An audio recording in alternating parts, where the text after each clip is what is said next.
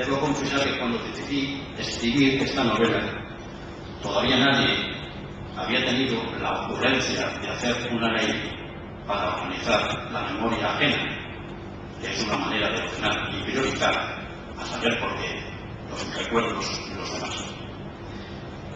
Y es que la acción política a veces tiene la tendencia a confundir el interés general con otros intereses más cercanos. Es una tentación que los políticos deberían esforzarse en evitar. Muchos lo hacen. Algunos lo consiguen, otros no, y otros ni lo intentan.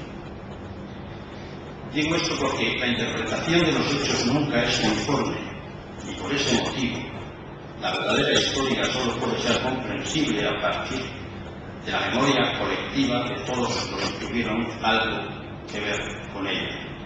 Pero como los recuerdos son múltiples, es preciso dejar que los sentimientos reposen y se alimenten como el buen vino, para que la memoria colectiva sea asumida y comprensible para todos. Solo entonces, como bien saben los historiadores, se puede hablar de historia.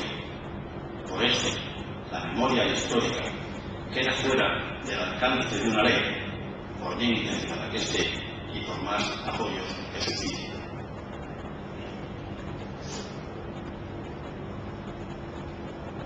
La pirámide de las flores es una novela que narra la vida de unos personajes de ficción, incrustados en medio de unos hechos absolutamente auténticos y perfectamente reconocibles para cualquiera que tenga conocimiento de nuestra historia más reciente. El relato arranca en los convulsos años 30 y narra la vida de 4 personajes principales, quienes, a partir de la vivencia de su temprana orfandad, luchan por vencer la inercia y hacer de sus vidas algo mejor.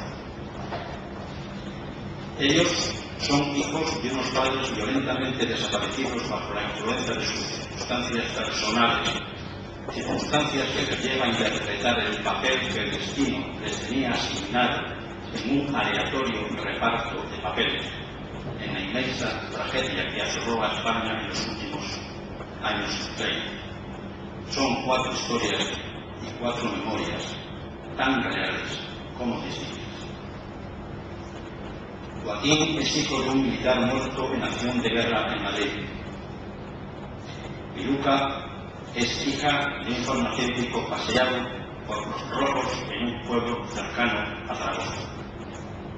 Benito es hijo de un peón de la finca de caza de un marqués, fusilado por los militares rebeldes en la Plaza de Toros de Badajoz. Y Valeria es hija de un minero asturiano que desaparece bajo el impacto de un obús en otra temprana acción de guerra. Y es a partir de ese hecho que la novela toma cuerpo, a través de las vivencias de esos 4 personajes huérfanos, a lo largo de un dilatado tiempo de posguerra, en el que los enemigos de antes pasan a la categoría de vencedores por vencidos, obligados todos, por la convicción o por la fuerza, a convivir en una paz no por igual, asumida y compartida.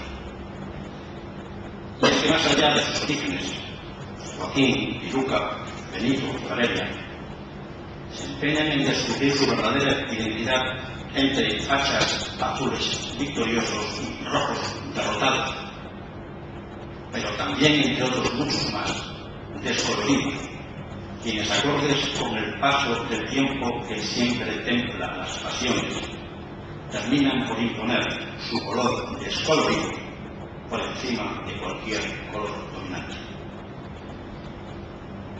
Y hablando de coloraciones, me vienen a la memoria, que no es histórica, pero es mía, algunos personajes con los que hace años, demasiados al parecer según la visión de los reformistas de la última revisión, con los que compartí uno de los tiempos más fructíferos de mi vida y me temo, sin caer en desmesura, que también uno de los tiempos más fructíferos de la historia de España. Me refiero a los años de la transición. Permitidme que al hilo de la novela que hoy estamos presentando haga una brevísima referencia a ellos, y al hablar de ellos destina mi memoria a tantos otros que hicieron posible nuestra historia. Y es que la bien llamada transición política, así llamada porque permitió el tránsito desde el final de una larga dictadura hasta los albores de una nueva democracia, más allá de la nostalgia y el recuerdo, es un tiempo que verdaderamente merece figurar en la historia, en la gran historia. Augusto, un próspero industrial dispuesto a invertir su dinero en democracia. Luis, un comunicador de gran éxito que se cobra su trabajo en la radio.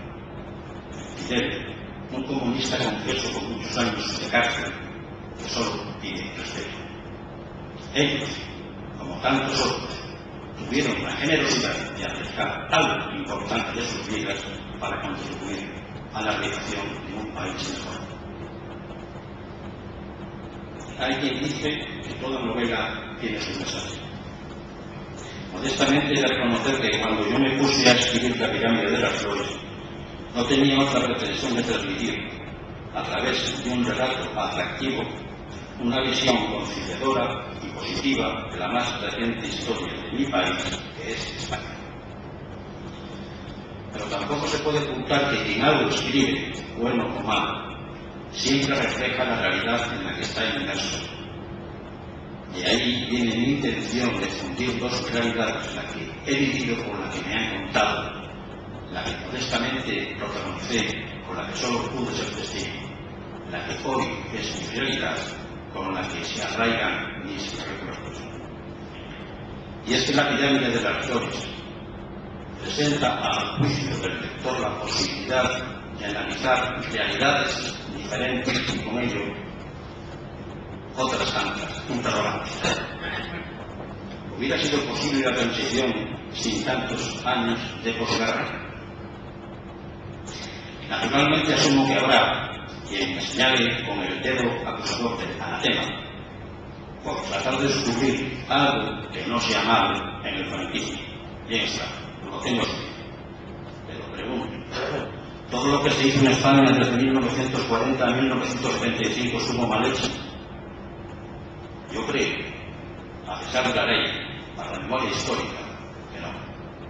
E insisto otra vez, cabe pensar que la mayoría de los españoles a los que les tocó vivir en ese tiempo sufrieron por no ser hijos directos del régimen franquista. Repito, no. Y es que la gente tiene la tendencia a vivir en su acomodo, y ese acomodo, a veces, casi siempre, beneficia al que manda, porque el que manda tiene el poder suficiente para facilitar el acceso de la gente al acomodo. Por eso no me parece intelectualmente honesto, no digo ya los cambios de chaqueta, algo siempre inevitable y útil, sino las transfiguraciones del polo norte al polo sur, del este al oeste, dependiendo de por dónde lleguen los vientos para buscar el mejor acomodo. La historia pequeña siempre busca un protagonista, un malvado, un héroe y una víctima. Estas son las reglas, pero más allá de las reglas, la otra historia, la historia real, la que no se puede contar porque no está suficientemente depurada, esa historia que no admite leyes que la administren, sino sus propios héroes, tienen sus propios héroes y sus propias víctimas. La cuestión es saber quién es quién y dónde está cada cual.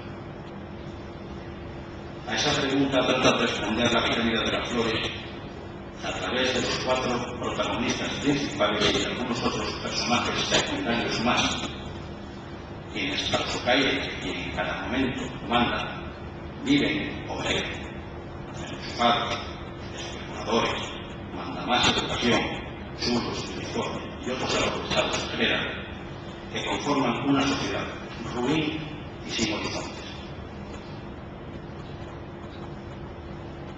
Pero, más allá de los aprovechados de turno, que siempre y en toda ocasión los hay, la vida sigue por parecidos cauces, porque la gente necesita respirar cada día y contra esa necesidad de aire renovado no hay poder que se resista.